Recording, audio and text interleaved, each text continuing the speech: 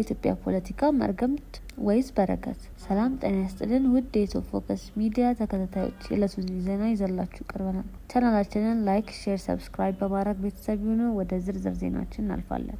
ሰው ሰራሽ አስተውሎት ኤአይ ለኢትዮጵያ ፖለቲካ በአንድ በኩል የመረጃ ትንተናና ግንዛቤን የማሻሻል በረከት፣ በሌላ በኩል ደግሞ የሀሰተኛ ወሬዎች መስፋፋትና የውሸት ትረካዎች መባባስ መርገምት ሊሆን የሚችል ባለ ሁለት አፍ መሳሪያ ነው። የኤአይን በረከት ወይም ጥሩ ጎኑን ስንመለከት መረጃን በማቀናጀት ረገድ የመንግስት ስራዎችና የፖለቲካ ውይይቶችን በፍጥነት ለመተንተን ያግዛል። ሀሳብን በብዙ ቋንቋዎች ተርጉሞ ለህዝብ በማድረስ ፍትሐዊ ተሳትፎ እንዲኖር ለማድረግ ይረዳል። የተሻለ ፖሊሲ ለማውጣት የሚያስችሉ ትክክለኛ መረጃዎችን በመስጠትም ውሳኔ ሰጭነትን ያጠናክራል። በፖለቲካው ዘርፍ በተለይ አሁን ሀገራችን ከምትገኝበት የፖለቲካ ሁኔታ አንጻር በእያንዳንዱ ሂደት የኤአይን አሉታዊ ጎን ማጤን ያስፈልጋል። አብዛኛው ህዝብ ከመደበኛ ሚዲያ ባልተናነሰ ደረጃ የማህበራዊ ሚዲያ ተጠቃሚ እንደመሆኑ ሀሰተኛ መረጃዎች ፌክ ኒውስ እንዲደርሱት እየተደረገ ብዙ ነገር ሲበላሽ እየተስተዋለ ነው። በተለይ የዲሞክራሲ ልምምድ ጠንካራ መሰረት ባልያዘበት ሁኔታ የሀሰተኛ ዜናዎች መስፋፋት ሀገርን ወደ እርስ በርስ ጦርነት እንዲያመራ የማድረግ አቅም አላት። ኤአይ ህዝብን የሚያጋጩ የሀሰት ቪዲዮዎችንና ጽሁፎችን በቀላሉ ለማስፋፋት ይውላል። ጥላቻን ማቀጣጠል፣ በማህበራዊ ሚዲያ ላይ ብሔርና የጎንዮሽ ፖለቲካን የሚያባብሱ መልእክቶችን ያዛምታል።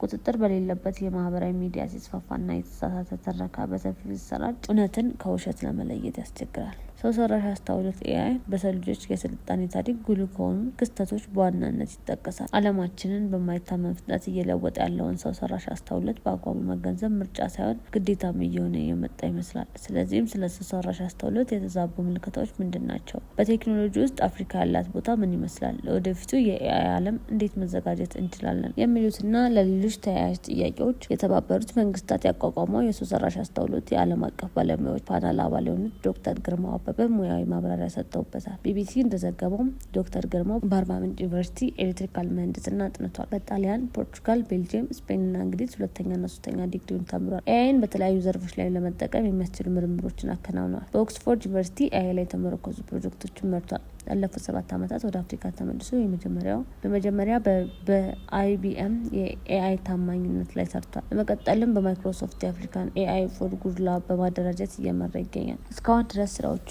100 በላይ በሆኑ ዓለም አቀፍ ሳይንሳዊ መድረኮች ላይ ያሳተመ ሲሆን ከ20 በላይ ፈጠራ መብቶችን አስመዝግቧል። ዶክተር ግርማው በተለይም በግብርና፣ በጤናና በትምህርት ዘርፍ ያሉ ችግሮችን እንዴት በኤአይ መፍታት ይቻላል የሚለውን ያጠናል። ሳይንሱን በወረቀት ላይ ከማጥናት ወደ ተግባር የተሻገረው ኦክስፎርድ ዩኒቨርሲቲ ሳለ እንደነበር ይናገራል። ሰው ሰራሽ አስተውሎት ለጤናው ዘርፍ ምን ይፈይዳል የሚለውን በምሳሌዎች እንመልከት። በቬትናም የሰራቸው ፕሮጀክቶች የሕክምና ባለሙያዎች መተግበር የሚችሉት ቴክኖሎጂ መፍጠር ላይ ያተኩራል። አንደኛው የቴክኖሎጂ ውጤት የቴታነስ ታማሚዎች በሰውነታቸው ላይ ያሉ ምልክቶችን መረጃ ሰብስበው አብላልተው ያሉበትን ደረጃ የሚገልጽ ነው። ሌላኛው ቴክኖሎጂ የእጅ የእግርና የአፍ በሽታ ከያዛቸው ልጆች መካከል ለየትኞቹ ሕክምና ቅድሚያ መስጠት ነው እንደሚገባ የሚለይ ነው። ወረርሽኝ ሲነሳ በሺዎች የሚቆጠሩ ሰዎች ወደ ሆስፒታል ይሄዳሉ። ሐኪሞች ለየትኞቹ ልጆች ቅድሚያ መስጠት እንዳለባቸው ለመለየት ስለሚቸገሩ በኤአይ ታግዘው እንዲሰሩ ቴክኖሎጂ እንደተሰራ ዶክተር ግርማው ያስረዳል። እነዚህ ቴክኖሎጂዎች በአፍሪካ ሊተገበሩ የሚችሉ ናቸው። በሀገሪቱ በቀዳሚነት ከሚጠቀሱ ችግሮች መካከል የእናቶችና ህጻናት ጤና አንደኛው ነው። የእናቶችና ህጻናት ሞት በየትኛው አፍሪካ ሀገር ቀነሰ? ለምን ቀነሰ? የትኛው አካባቢ አሳሳቢ ነው የሚለውን ለመረዳት የተሰራው የኤአይ ቴክኖሎጂ እንደ ምሳሌ መውሰድ ይቻላል።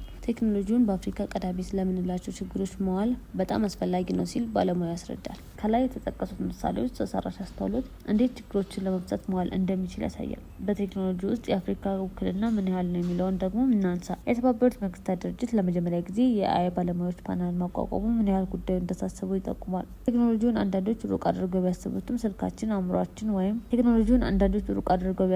ስልካችን፣ ኮምፒውተራችን ወይም በበይነ መረብ የምናገኘው መረጃ በሰው ሰራሽ አስተውሎት እንደሚዛወር መዘንጋት እንደሌለብን ባለሙያው ይናገራል። ኮምፒውተር መረጃ የሚያብላላበትና ስሌት የሚሰራበት አቅም በከፍተኛ መጠን ማድረጉ ቴክኖሎጂ በፍጥነት እንዲለዋወጥ ምክንያት ሆኗል። እናም ቴክኖሎጂ ምንድን ነው? የመጣው እድል ምንድን ነው? መጠንቀቅ ያለብንስ ከምንድን ነው የሚለውን ማወቅ ያስፈልጋል። ኤአይ ሁሉን ቻይ፣ በጣም ፍጹም ቴክኖሎጂ አድርጎ በማሰብ ሊያጠፋን የመጣ ጠላት አድርጎ በመውሰድ መካከል ያለውን መንገድ ላይ እውነታው እንደሚገኝ ዶክተር ግርማው ይናገራል። የተመድ የኤአይ ፓናል በጤና፣ በትምህርት፣ በዲሞክራሲ፣ በግብርና፣ በስራና በምጣኔ ሀብት ዘርፍ በቴክኖሎጂ ያለውን ሰፊ ሚና እንዲሁም ለወደፊት የሚመጣውን አስቀድሞ ለማሳየት ይሰራል። አሁን ባለው አካሄድ ብዙ ቴክኖሎጂዎች ሌላ ቦታ ተሰርተው በተዋረድ ወደ አፍሪካ ይመጣሉ። በዓለም አቀፉ ስብሰባ የአፍሪካውያን ውክልና መኖር የአህጉሪቱን እውነታ የሚያሳይ እንደሆነ ባለሙያ ያስረዳል።